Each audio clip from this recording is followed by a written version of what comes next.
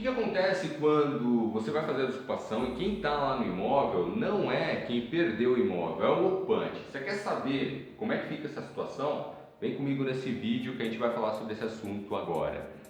O que aconteceu nos últimos dias? A gente teve essa situação. Eu vou contar alguns casos aqui para você. Lembrando aqui dos casos aqui, teve alguns casos que foram críticos da desocupação. Você tem que rebolar, você tem que dar um jeito da coisa acontecer. Vou te contar aqui algumas situações, só para você ter uma ideia como pode ser um caso crítico de desocupação, que eu já passei por esse caso crítico. Vamos lá, então eu tenho um caso específico que aconteceu. O primeiro caso aqui que eu vou falar para vocês é o caso de Cidade Tiradentes, lembrei.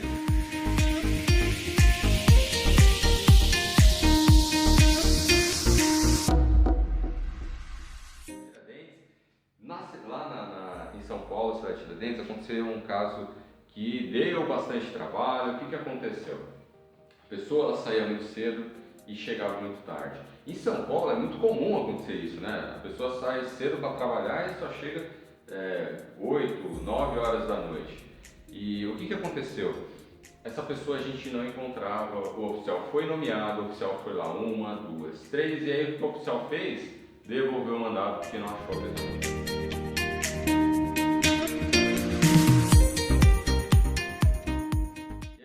Devolveu o mandado, para quem que sobra? Sobra para quem? É para cá? Para mim, né? Sobra para a gente ir atrás aí dessa informação, alimentar lá o oficial de justiça para que a coisa flua, senão vai ficar empacado mesmo, você vai ficar anos, talvez anos, né? Meses e meses, talvez anos, para concluir aí uma citação, uma coisa simples, é uma citação. O que aconteceu nesse caso específico aí que eu estou falando para vocês da cidade de Tiradentes? Eu tive que ir atrás da informação, onde esse cara fica o dia inteiro. Precisa ir atrás dele, precisamos pegar essa informação, alimentar o oficial de justiça para que ele cumpra a citação, e ele deu o prazo para ele sair. Não me recordo agora qual tinha sido o prazo que ele passou para sair, se era 60 ou se era 30 dias, a liminar de 60 ou 30 dias. Vou buscar essa informação, se eu já tiver ela, já te jogo ela aqui, ó.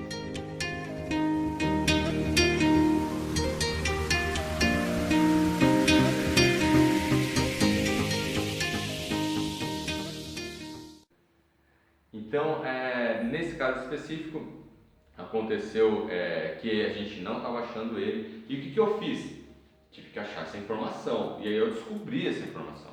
Eu descobri que essa pessoa ela trabalhava no centro de São Paulo. O que acontece? São Paulo ela é um caso à parte, né? São Paulo é um lugar onde você tem... Ele é subdividido as comarcas, né? Ela é muito grande. E é muito comum, então, em São Paulo, você ter uma pessoa que trabalha numa comarca e mora na outra comarca. E aí, quando acontece isso, o processo acaba sendo um pouco mais demorado, porque você tem que fazer uma citação via carta precatória, que é citação também, só que é uma citação em outra comarca.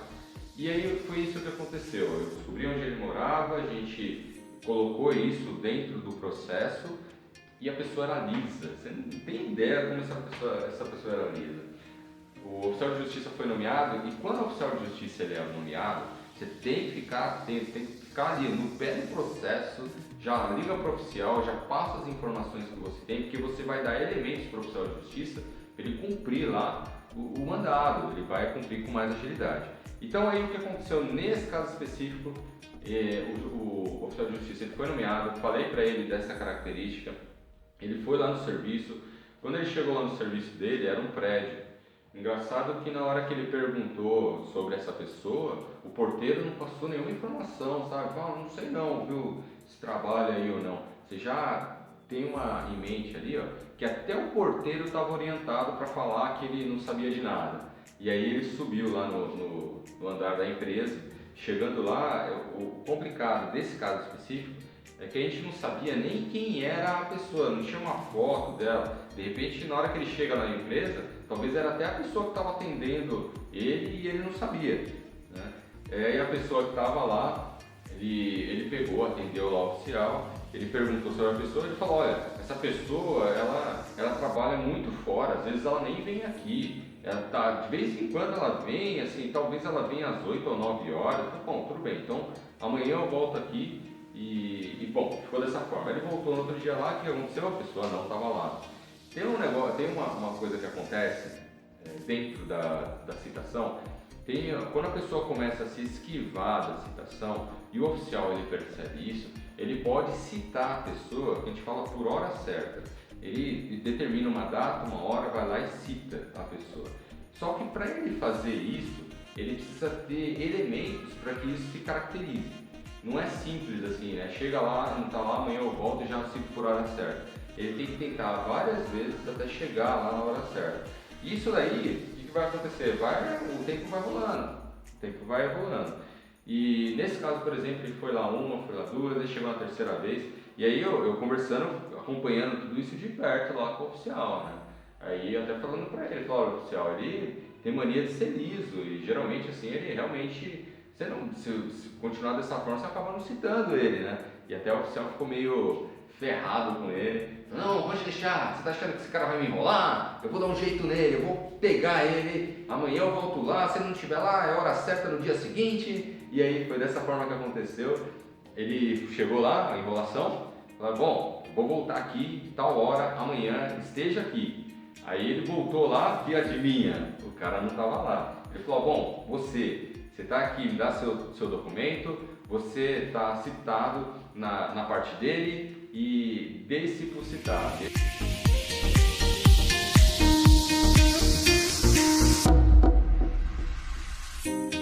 Ele entregou lá o documento para ele, citou por hora certa e conseguiu citar essa pessoa que estava se esquivando. Então esse daí foi um caso que deu bastante dor de cabeça nessa questão, vai, não vai, não encontra, e nisso o tempo está rolando.